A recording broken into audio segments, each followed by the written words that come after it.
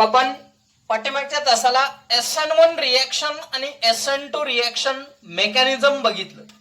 आता SN1 आणि SN2 नंतरचा जो पार्ट आहे तो आहे factor influencing on SN1 and SN2 reaction.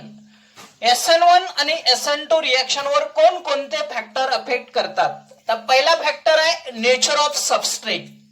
सबस्ट्रेटचं nature कसं आहे. आता जर आपण प्रायमरी अल्किल हॅलाइड बघितलं, प्रायमरी अल्किल हॅलाइड, जो प्रायमरी अल्किल हॅलाइड ते दाखवतं SN2 reaction. Primary alkyl halide दाखवतं SN2 रिएक्शन. आणि tertiary alkyl halide, tertiary alkyl halide दाखवतं SN1 रिएक्शन, SN1 रिएक्शन. आता जर आपण SN1 चा विचार केला, SN1 रिएक्शनचा विचार केला तर SN1 रिएक्शन मध्ये प्लेनर कार्बोकॅटायन तयार होतात. त्याच्यामध्ये planar carbocations are formed. Planar carbocations are formed. त्याच्यामध्ये प्लेनर कार्बोकॅटायन तयार होतात. SN1 मध्ये नो स्टेरिक क्राउडिंग, त्याच्यामध्ये कुठल्याही प्रकारचा क्राउडिंग इफेक्ट राहत नाही. No steric crowding. जे बल्कियर ग्रुप असतात, जे बल्की अल्किल ग्रुप असतात, ते बल्की अल्किल ग्रुप काय होतात, अकोमोडेट इन प्लेनर कार्बोकॅटायन. त्या बल्की ग्रुपचं रूपांतर कशात होतं, प्लेनर कार्बोकॅटायन मध्ये होतं, प्लेनर कार्बोकॅटायन्स. त्यामुळं tertiary alkyl halides are more favoured. Tertiary alkyl halides favoured. SN1 reaction जास्त फेवर करतात. आता जे कार्बोकॅटायन आहेत, SN1 मध्ये जे कार्बोकॅटायन तयार होतात, कार्बोकॅटायन्स आर स्टॅबिलाइज्ड.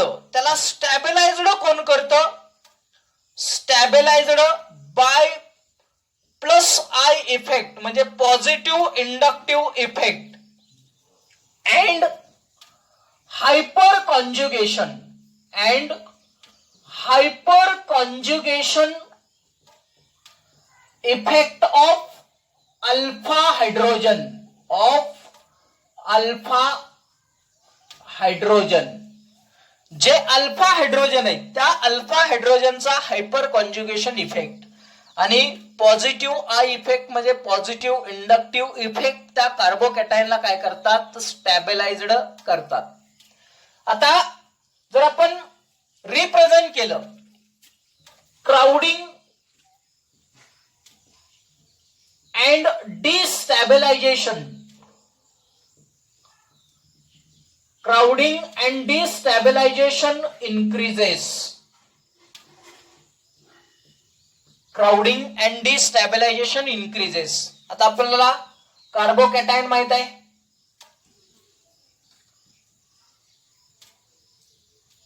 X minus न्यूक्लिओफाइल. आपण मेकॅनिझम मध्ये बघितलेलं आहे, ट्रान्झिशन स्टेट तयार होत होती. आता फक्त काय करायचं, जे हायड्रोजन आहेत त्या हायड्रोजनच्या जागी फक्त काय करायचं, लार्जर अल्किल ग्रुप काय करायचे, सबस्टिट्यूट करायचे. बघा या एचच्या जागी काय घेतला, मिथाइल CH3. बाकी आहे तेच X मायनस न्यूक्लिओफाइल मायनस. आपल्याला काय करायचं आहे, क्राउडिंग कसं वाढत जातं आणि त्यावेळेस त्याचं डिस्टॅबिलायझेशन कसं वाढत जातं. पुढच्या स्टेप मध्ये या एचच्या जागी काय करायचा, अल्किल ग्रुप टाकायचा CH3. हा एच आहे असा, न्यूक्लिओफाइल आणि X मायनस, म्हणजे क्राउडिंग काय झालं, वाढत गेलं. आणि पुढच्या स्टेप मध्ये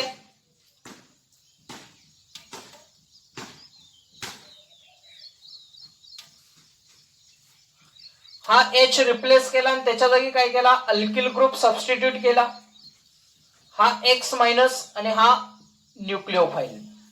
म्हणजे काय झालंय, क्राउडिंग वाढत गेलं. एक R group, 2 R group, 3 R group म्हणजे क्राउडिंग वाढत गेलं त्यावेळेस त्याचं डिस्टॅबिलायझेशन सुद्धा काय होतं, वाढत जातं. आणि दुसरा जो आहे relief crowding, relief crowding and stabilization किंवा stabilized by plus I and hyperconjugation, hyperconjugation of alpha hydrogen. Alpha hydrogen काय करतं, हायपर कॉन्जुगेशन. आता काय करायचं आपल्याला, कार्बोकॅटायनला स्टॅबिलायझड करायचं. कार्बोकॅटायनला, आपल्याला कार्बोकॅटायन माहित आहे, हा कार्बोकॅटायन आहे. पुढं काय करायचं, क्राउडिंग वाढवत जायचं, एचच्या जागी CH3,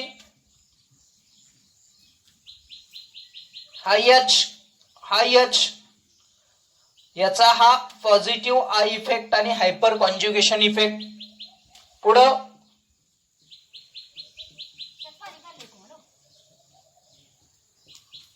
एक आर ग्रुप वाढवला, याचा hyperconjugation positive I effect, याचा hyperconjugation positive I effect. आणि पुढं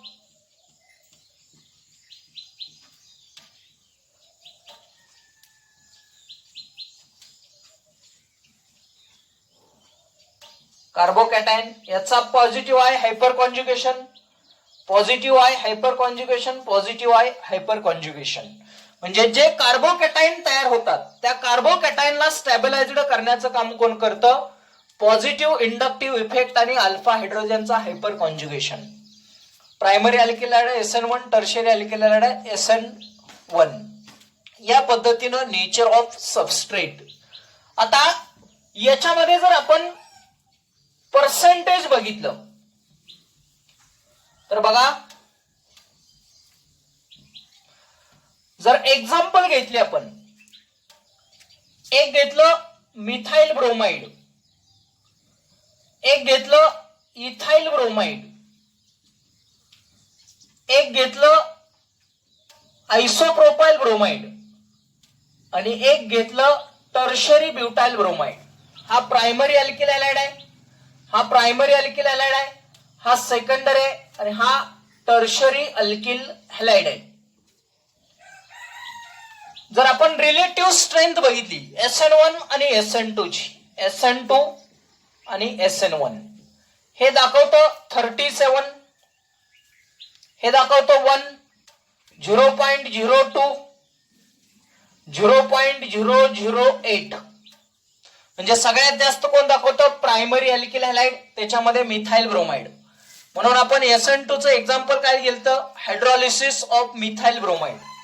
SN1 चा विचार केला, लेस दॅन 10⁻⁻⁵, लेस दॅन 10⁻⁻⁴, हे 1 आणि हे 10⁻⁶. म्हणजे सगळ्यात जास्त SN1 कोण दाखवतं, टर्शरी अल्किल हॅलाइड. म्हणून आपण SN1 चं एक्झाम्पल काय लिहिलं, tertiary alkyl halide, hydrolysis of tertiary butyl bromide. म्हणजे नेचर ऑफ सबस्ट्रेट मध्ये काय लक्षात ठेवायचं, SN2 रिएक्शन दाखवतो प्रायमरी अल्किल हॅलाइड आणि SN1 दाखवतो टर्शरी अल्किल हॅलाइड. त्याच्यानंतर दुसरा रिएजंट आहे किंवा फॅक्टर आहे nucleophilicity of reagent. Nucleophilicity of reagent.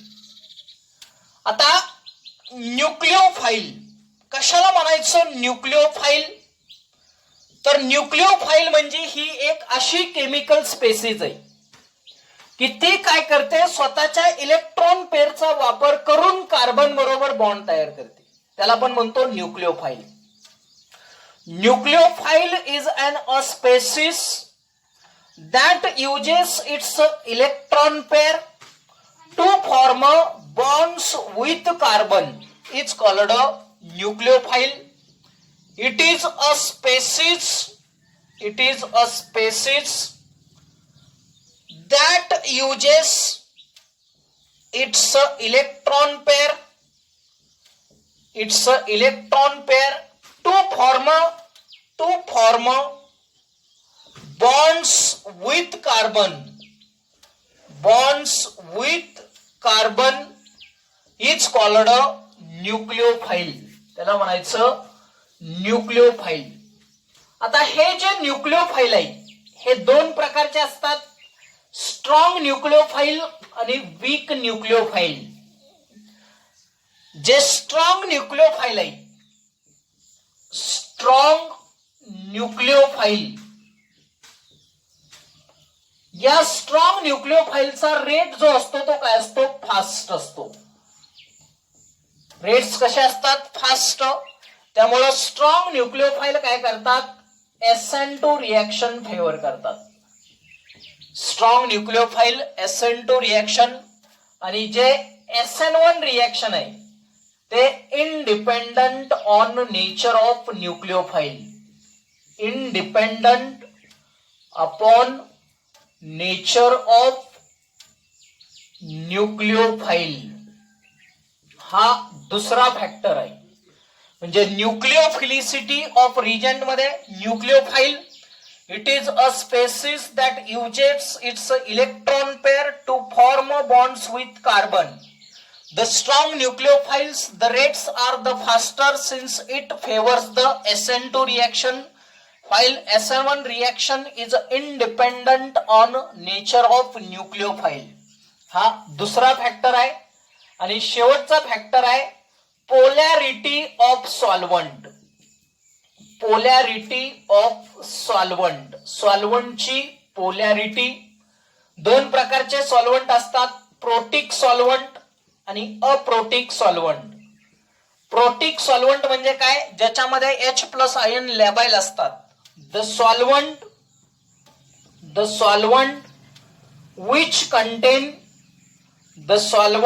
which contains labile H+ ions is called protic solvent. आणि प्रोटिक सॉल्व्हंट काय करतात, SN1 रिएक्शन फेवर करतात.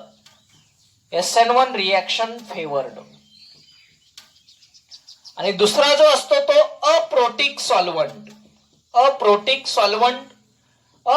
सॉल्व्हंट म्हणजे त्याच्यात हायड्रोजन आयन नसतात. The solvent which does not contain hydrogen ion on nitrogen or oxygen is called aprotic solvent. आणि aprotic solvent काय करतात, SN2 रिएक्शन फेवर करतात. SN2 reaction favour. म्हणजेच पोलॅरिटी ऑफ सॉल्व्हंट मध्ये प्रोटिक सॉल्व्हंट SN1 दाखवतो आणि aprotic solvent SN2 reaction दाखवतो. हे तीन फॅक्टर SN1 आणि SN2 च्या रेटवर अवलंबून असतात. पहिलं नेचर ऑफ सबस्ट्रेट, दुसरं न्यूक्लिओफिलिसिटी ऑफ रिजंट आणि तिसरं पोलॅरिटी ऑफ सॉल्व्हंट. आता आपण SN1 आणि SN2 चा स्टडी केला, आपल्याला दोन्ही मध्ये फरक सांगता येईल. बघा काय फरक आहे, मॉलिक्युलॅरिटी. मॉलिक्युलॅरिटीचा विचार केला तर SN2 काय होतं, बायमॉलिक्युलर. SN1 काय होतं, युनिमॉलिक्युलर. त्याच्यानंतर kinetic study, SN2 second order reaction, SN1 first order reaction. Type of substrate, SN2 primary alkyl halide, SN1 tertiary alkyl halide. त्याच्यानंतर मेकॅनिझमचा रूट, SN2 मध्ये bond breaking and bond formation take place simultaneously. SN1 मध्ये bond break first, bond forms later. त्याच्यानंतर number of steps, SN2 एका step मध्ये होती, SN1 दोन step मध्ये होती. ट्रान्झिशन स्टेट, SN2 मध्ये एक ट्रान्झिशन स्टेट होती, SN1 मध्ये दोन ट्रान्झिशन स्टेट होत्या. इंटरमिडिएट, नो इंटरमिडिएट, SN1 मध्ये वन इंटरमिडिएट. त्याच्यानंतर अटॅक, SN2 मध्ये बॅकसाइड अटॅक फेवर होता, SN1 मध्ये दोन्ही अटॅक फेवर होते, backside as well as front side. Stereochemistry, SN2 मध्ये इन्व्हर्जन ऑफ कॉन्फिगरेशन आणि SN1 मध्ये रेसिमायझेशन, म्हणजे दोन्ही, पण कधी जर मॉलिक्युल ऑप्टिकली ऍक्टिव्ह असेल तर. त्याच्यानंतर न्यूक्लिओफाइल स्ट्रॉंग न्यूक्लिओफाईल, तिकडं वीक न्यूक्लिओफाईल. SN2 मध्ये नॉन पोलर, पोलर, अशा पद्धतीने आपल्याला त्यातला फरक करता येतो.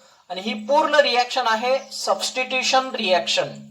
आता सबस्टिट्यूशन झाल्यानंतर पुढच्या तासाला आपण बघणार आहे इलिमिनेशन रिएक्शन.